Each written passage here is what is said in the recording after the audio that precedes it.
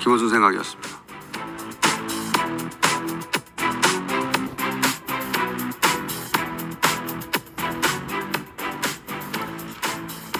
겸손은 힘들다 권민정입니다. 오늘부터 추석 연휴 들어가는 것도 많던데. 다들 그래요. 자, 오늘까지는 방송을 합니다. 네. 그래서 아직 일어나지 않으시는 분들도 많을 거예요 아마. 네. 자, 어제 국군의 날 이재명 대통령이 했던 메시지 들었는데 다시 한번 들어보죠. 인류 역사상 가장 긴 평화와 공존의 시기가 저물어 가고 있습니다. 세계 각지에서 협력과 공동 번영의 동력은 약해지고 갈등과 대립이 격화되는 각자 도생의 시대로 진입하고 있습니다. 대한민국의 평화와 번영을 위해서는 누구에게도 의존할 것이 아니라 우리 스스로의 힘을 더욱 키워야 합니다. 굳건한 한미 동맹 기반 위에 전시 작전 통제권을 회복하여 대한민국이 한미 연합 방위 태세를 주도해 나가도록 하겠습니다. 이 메시지는 제가 해석하기로는 트럼프로 인해서 공존 시대는 가고 힘으로 상대를 강탈하는, 그래서 자주 국방할 수 없으면 자기 경제도 지킬 수 없는 시대가 됐다는 대통령의 절박한 상황 인식을 국민들에게 알리는 거라고 제가 어제 얘기했었는데, 김영범 정책실장이 어제 중앙일보와 인터뷰에서 네. 미국과 물밑에서 어떤 거친 말들을 주고받는지 일부 공개했거든요. 그렇죠? 그렇습니다. 미국은 일본과 사인한 양해각서를 보내주면서 일본은 좋다고 하는데 당신들은 왜 반대하냐고 압박을 했고, 우리는 이에 밟는다고 밟아지는지 한번 보라, 밟는 발도 뚫릴 것이라고 반박했다고 합니다. 자, 밟아봐. 그래, 밟아봐. 밟히나. 공개할 수 있는 게 이 정도고, 공개한 게 이 정도면 더한 압박이 있었을 거라고 보여지는데, 근데 이제 밟을 테면 밟아봐, 이런 태도는 공무원들이 마음대로 내지를 수 있는 수준의 말이 아니에요. 더구나 미국과 협상을 하는 공무원이 미국 상대로 이런 말 못합니다. 어떤 나라를 상대로 이런 말을 공무원이 마음대로 할 수 없어요. 이건 이재명 대통령이 그렇게 대응 원칙을 준 거예요. 미국의 태도, 언어 전부 대통령한테 실시간 보고했을 텐데, 그때 합리적인 방안이 아니면 절대 물러서지 말라, 나머지는 내가 책임진다, 이렇게 확실하게 지침을 줘야 이게 가능한 겁니다. 그래서 포브스지가 며칠 전에 한국의 이런 태도에 대해 보도를 했잖아요. 그렇습니다. 미국 포브스지 29일자 기사에서 한국은 큰 충격을 견뎌낼 수 있는 경제다. 1997년 아시아 금융위기 이후 한국은 가장 먼저 회복한 나라였고, 2008년과 2009년 한국은 리먼 쇼크의 위기를 헤쳐나갔다. 또 계속 할까요? 좀 더 있잖아요. 네. 예, 다음. 트럼프 대통령이 2017년 첫 무역 정쟁을 일으켰을 때 한국은 흔들리지 않았다. 그리고 코로나19가 덮쳤을 때도 한국은 낮은 감염률의 모범 사례였다. 한국은 수비뿐만 아니라 한 방을 날릴 수도 있음을 보여주고 있다고 보도했습니다.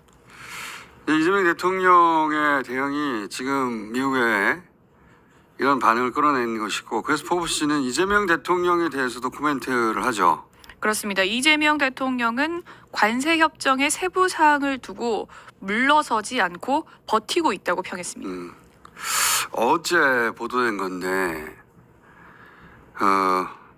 미국이 보낸 일본과의 합의 양해각서, 네.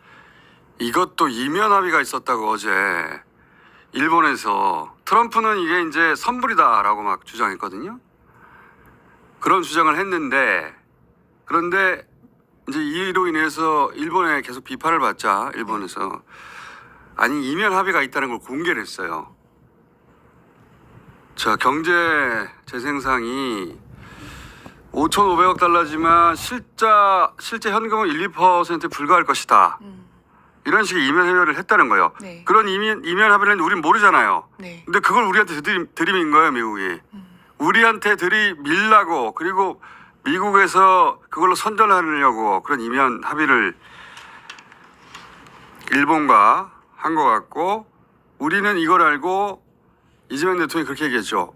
이면 합의는 안 된다고. 일본은 이면 합의니까 하고 저걸 받아준 거고, 네. 우리는 그것도 안 된다고 버티고 있는 거예요. 그리고 그게 워낙 압박이 심하니까, 그리고 그걸 안 봐고 엮어버리니까 이재명 대통령이 밟으면 밟아지는지 한번 해보라고. 밟는 발이 뚫릴 거라고. 그러면서 국민들한테는 이 내용을 그대로 말할 수는 없으니 공존의 시대가 저물고 각자 도생의 시대. 이제는 우리 스스로 힘을 키워야 한다. 자주 국방할 수 없으면 자기 경제도 지킬 수 없다 이 말이에요. 다시 한번 얘기하지만 제가 이걸 반복해서 말하는 이유는 대통령이 혼자 어떻게 싸웁니까? 그죠? 그렇죠. 이건 국민들이 알고 함께 싸워줘야 되는 거군요. 자, 그렇게 미국의 강력한 압박 속에서 우리 국익을 과연 어떻게 지킬 것인가, 스스로 힘으로 스스로를 지키겠다는 그런 정신이 필요하다고 계속 대통령이 이야기하고 있는 것이고, 이재명 대통령이 그렇게 위기의식을 가지게 만든 미국이 지금 어느 정도 상황이냐, 저희가 앞으로 계속 이거 짚어가 보려고 하는데 실시간으로 계속 변화하고 있기 때문에, 며칠 전에 트럼프가 전 세계 미군 장성들을 사상 최초로 미국 내로 다 동시에 불러들여서 했던 말 어제 보여드렸는데 다시 한 번 더 봅시다. We're under invasion from within. Ones that are run by the radical left Democrats, what they've done to San Francisco, Chicago, New York, Los Angeles, they're very unsafe places. And we're going to straighten them out one by one. That's a war too. It's a war from within. 내부의 전쟁이다. 미국은 주가 50개의 주가 연방을 이룬 유나이티드 스테이츠로 이루어진 나라잖아요. 그러니까 주마다 법이 따로 있어요. 주지사가 지휘하는 평상시에 주 방위군이 있어요. 전시 비상사태가 되면 대통령이 지휘권을 가지는 연방군이 됩니다. 근데 트럼프는 민주당이 우세한 지금 거론한 주들의 연방군을 투입하겠다고 하는 거거든요. 우리로 치면 과거 계엄 직전에 했던 위수령쯤 되는 걸 이미 하고 있는 거예요. 만약에 특정 주가 저렇게 네. 대통령이 비상사태라고 연방군이 되라고 하는데 지시를 따르지 않는다, 주방위군이. 그러면 내전이 되는 거예요.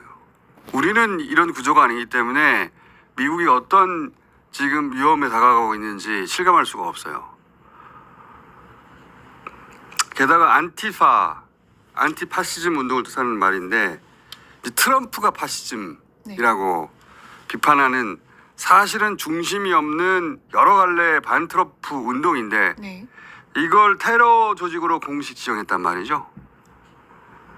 우리로 치면 촛불 시위를 테러 단체로 국정원이 공식 지정한 셈입니다. 대통령의 명령을 받고. 그런 상황이에요, 지금. 네. 심각하네요. 우리로 치면 아슬아슬 위수령이 지금 발령됐고요. 네. 그래서 군대가 서울에 와 있어요. 그리고 촛불 시위하는 사람들은 다 테러 단체가 된 거예요. 그리고 국방장관이 그날 나와서 뭐라고 했냐. 국방장관이 했던 말들 잠깐 봅시다.